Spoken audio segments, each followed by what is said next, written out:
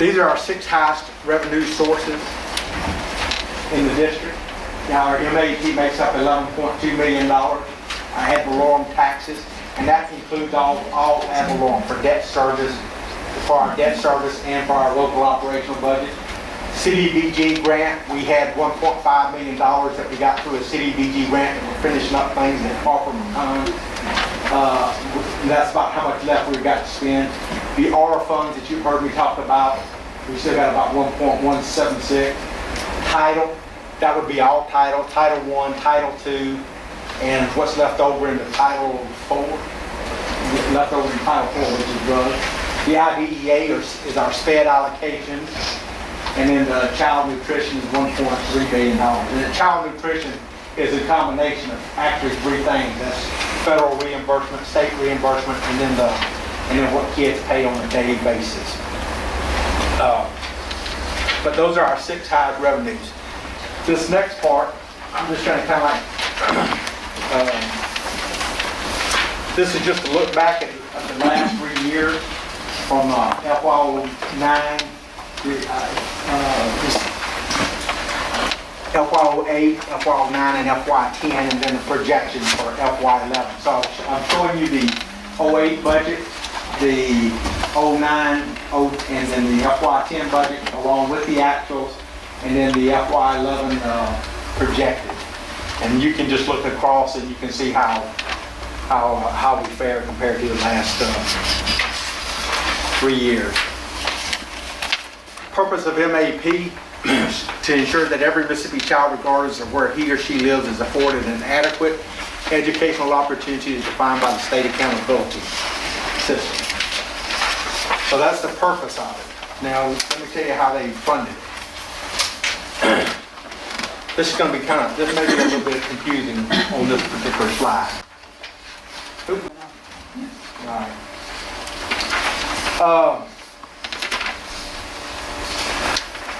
Everybody knows what kind of financial shape the state is in.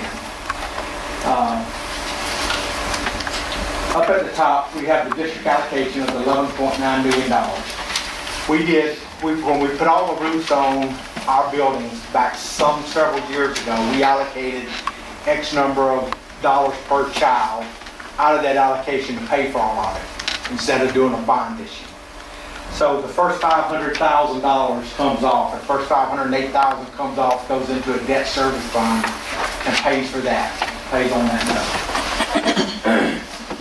The rest, out of that $11.4 million, right now the state is using they're using $731,000 of ARA funding to make up MAP.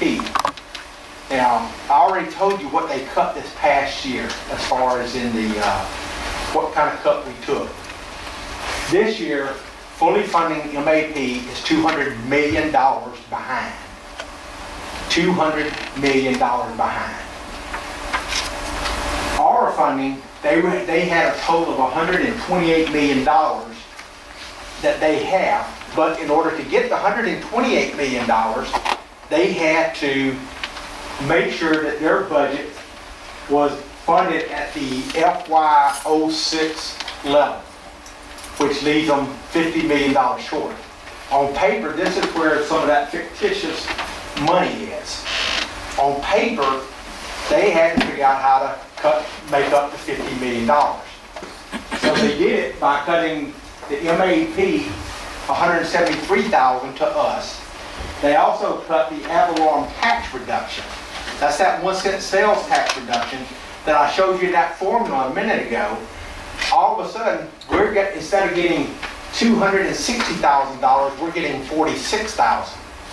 Now the only thing is, and then the EEF teacher supply money that we get, we lost $5,000 there.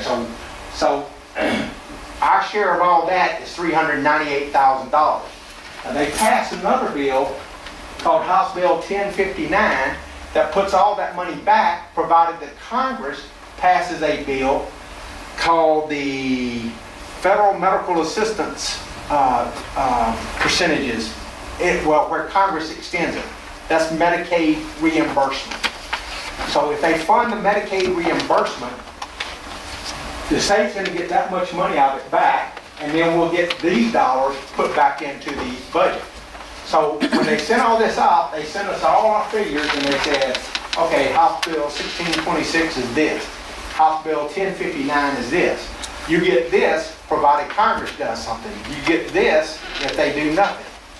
Well, this part is what we decided to budget is to base our budget on. So right now, we're $398,000 short. That $200 million that I just told you that we're already short. And remember, I told you also we're $200 million short already. They're going to take $128 million and use ARA funding because. So that means you're $328 million behind going into FY12. That's why I told y'all at the beginning of the meeting that FY12 looks even worse than FY11. Because the state has got to, if you're going to fully fund MAP, which it doesn't look like, I don't see how they can, but they've got to make up $128 million first just to replace the ARA funding that they're using now. And then they're $200 million short. So that kind of like tells you where we are. We're way behind as far as the state's concerned. Jane, just real quick, with MAEP, isn't it true that since the mandate came down only one time, 1 year, has the state fully funded it? Yes. To my knowledge, only one time is MAEP funded. This is what we get out of our 1 cent sales tax. EEF teacher supplies are going to get $150 this year. Last year they had about $200. This year they're going to get $150. Our EEF building and buses, we have $115,484. Our ad valorem tax reduction that I just talked about, we're only getting $46,000 instead of the $260,000. So we have lost $218,000 just on that part. The State Stabilization Fund, this is the 731 that they used to shore up the MAP with that I told you. And these are the other R's that we have. This year we still have $55,000 in our Title I. We still have $6,000 in our preschool, and then we still have $382,000 in our IDEA spend. That leaves a total of our expenditures of $27,841,988.77. These are the projects that we've got going on right now. We've drop the ceiling to change lighting in all schools.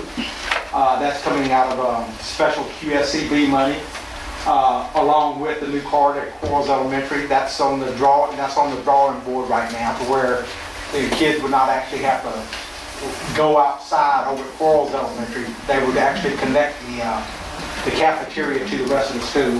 But those first two items are coming out of the QSCB. Which is special art funding. Install playground at Harper McCon. That's was supposed to come out on bid this Thursday, and that is being done out of that CDBG grant. New sidewalks along the frontage road from Mission to Pineville. That means this road that we've got is a cut through, and out here in front of Commission Road, we're supposed to be putting sidewalk from one end of the property down and then all the way back down to Harper McCon. That's coming out of the CDBG money. And then the parking area and storage building at Harper McCon that is yet to be done, that's coming out of CDBG money. So I may not get a chance to say it, but the work on the sidewalks and the clearing for the storage building and the parking area is being done through the interlocal agreement with the county. Dr. Ladner is helping with that. So CDBG is paying for materials, his crew will provide labor. So if you see him, thank him for that.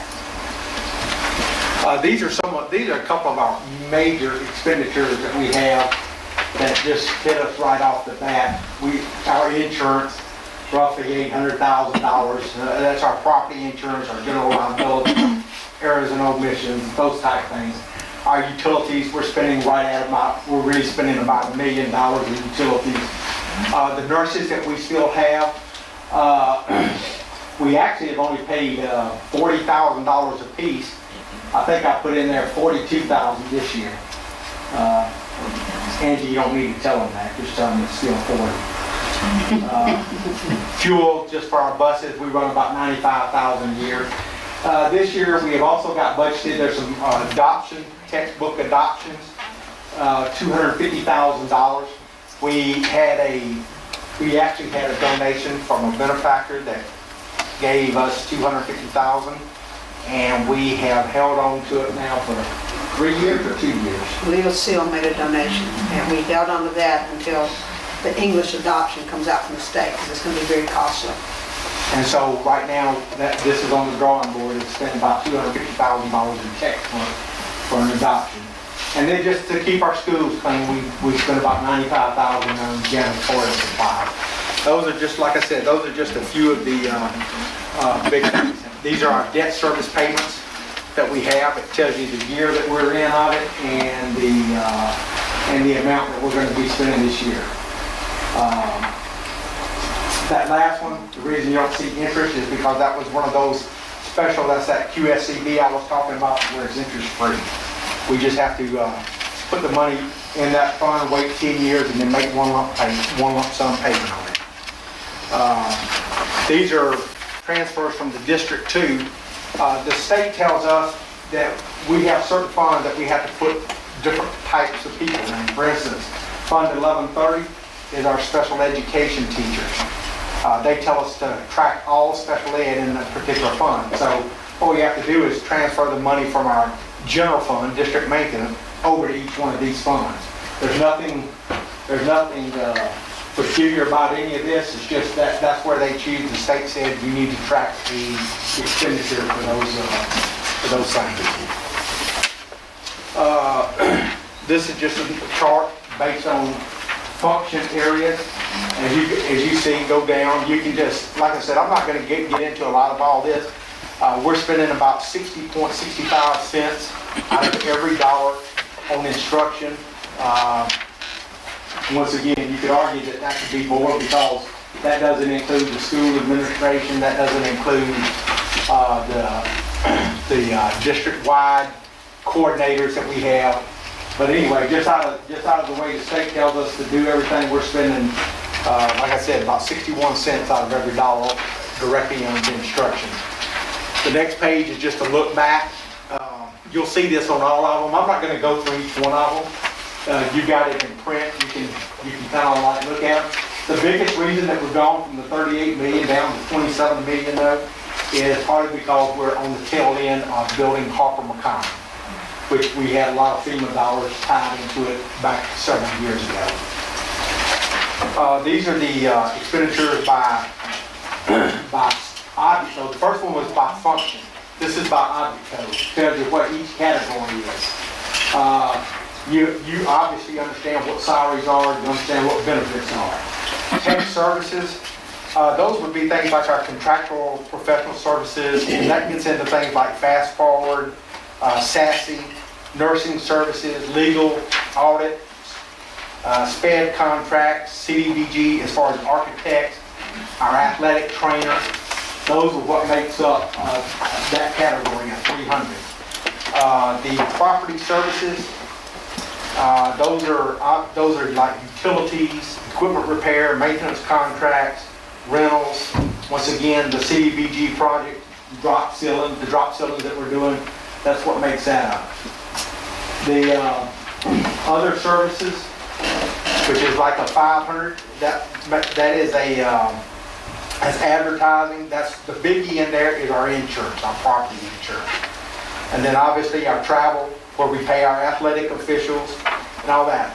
I know that there's been a whole lot of, I don't know if y'all, the one thing that seems like to come up big time is like travel. Like, well, how much is the district spending on travel? Well, out of a $20 million district maintenance budget, we've actually got allocated $47,000 total across the board for travel out of our general administration, and that's district-wide. That would be each school with teachers going somewhere. That would be this office. That would be, I mean, that $47,000 is district-wide.